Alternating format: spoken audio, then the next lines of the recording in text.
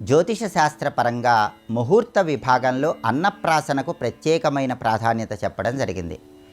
మొట్టమొదటిసారిగా శిశువుకు అన్నం తినిపించటాన్ని నవాన్నప్రాసనం లేదా అన్నప్రాసన అనే పేరుతో పిలుస్తారు.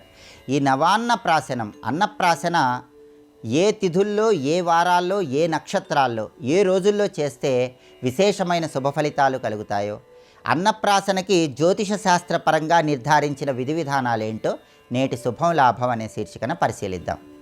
ప్రధానంగా శిశువు జన్మించిన తర్వాత మొట్టమొదటిసారి అన్నం తినిపించటాన్ని నవాన్నప్రాసనం లేదా అన్నప్రాసన అనే పేరుతో పిలుస్తారు. ఈ అన్నప్రాసన వల్ల శిశువుకి నోటి సంబంధమైనటువంటి మాలిన్యాలన్నీ కూడా తొలగిపోతాయి. అలాగే అన్నానికి అధిపతి సూర్యుడు కాబట్టి సూర్యుడి అనుగ్రహం ద్వారా అన్నము శుభాన్ని కలిగింపజేయాలని శిశువుకి ఆదిత్యుడికి సంబంధించిన ప్రత్యేకమైన మంత్రం చెప్తూ అన్నప్రాసన చేస్తారు. అన్నప్రాసన చేసేటప్పుడు ప్రధానంగా అన్నంలో పెరుగు, తేనె, నెయ్యి కలిపి ఆ మిశ్రమాన్ని శిశువుకు తినిపిస్తారు. అయితే అన్నప్రాసన మగపిల్లలకి సరి సంఖ్య ఉన్నటువంటి నెలల్లో చేయాలని, ఆడపిల్లలకి బేసి సంఖ్య ఉన్న నెలల్లో చేయాలని జ్యోతిష శాస్త్ర ముహూర్త విభాగంలో చెప్పడం జరిగింది. అందుకే జ్యోతిష శాస్త్ర పరంగా మగపిల్లలు ఎవరికైనా సరే 6, 8, 10, 12 నెలల్లో అన్నప్రాసన చేయాలని, ఆడపిల్లలు ఎవరికైనా సరే 5, 7, 9, 11 నెలల్లో అన్నప్రాసన చేయాలని జ్యోతిష శాస్త్ర ముహూర్త విభాగంలో చెప్పడం జరిగింది. సహజంగా మగపిల్లలకైతే 6వ నెల 6వ రోజు చేస్తారు, ఆడపిల్లలకైతే 5వ నెల 5వ రోజు అన్నప్రాసన నిర్వహిస్తారు.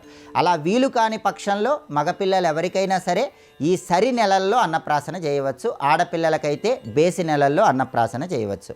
అన్నప్రాసన చేయటం వల్ల శిశువుకి బలం చేకూరుతుందని, ఆయుష్ పెరుగుతుందని, అంతఃకరణ శుద్ధి కలుగుతుందని ధర్మశాస్త్ర గ్రంథాలన్నీ తెలియజేస్తున్నాయి. అయితే కొన్ని ప్రత్యేకమైన వారాల్లో అన్నప్రాసన చేస్తే చాలా మంచిది.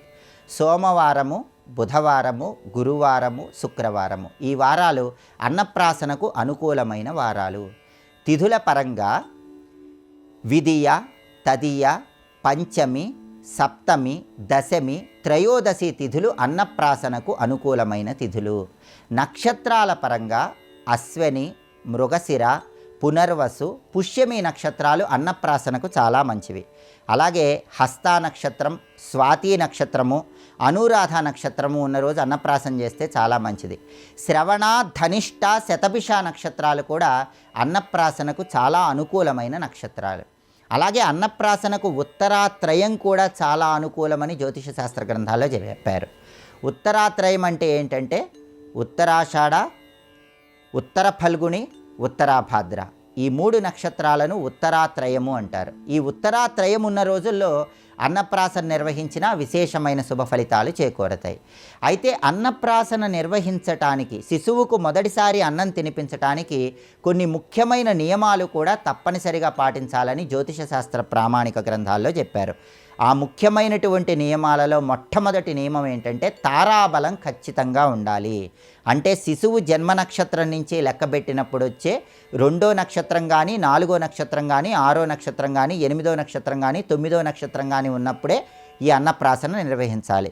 అలాగే అన్నప్రాసన నిర్వహించేటప్పుడు ముహూర్తానికి దశమ శుద్ధి ఉండాలి. అంటే అన్నప్రాసన ఏ సమయంలో చేస్తారో, ఏ లగ్నంలో చేస్తారో ఆ లగ్నం నుంచి చూసుకున్నప్పుడు 10వ స్థానంలో ఏ గ్రహము ఉండకూడదు.